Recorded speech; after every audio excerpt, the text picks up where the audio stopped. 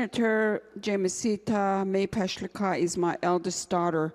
Representative May Pashlikai introduced her daughter on the House floor Tuesday as the state's first Native American woman senator. Senator Pashlikai is deeply concerned by the erasing of the murdered and missing and murdered Indigenous people in information from the U.S. Justice Department website and erasing information about the Navajo code talkers from military websites. Jamisita Pashlikai describes Navajo code talkers as war heroes, crucial to the country's history. They highlight the contributions of the Native American people. During World War II, code talkers converted words from the Navajo language into code, the only military code in modern history, never broken by the enemy.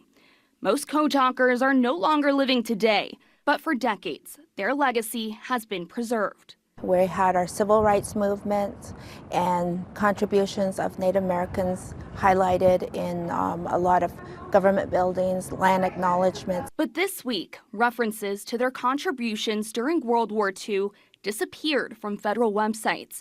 While some are back online, others still appear with DEI included in their broken web links.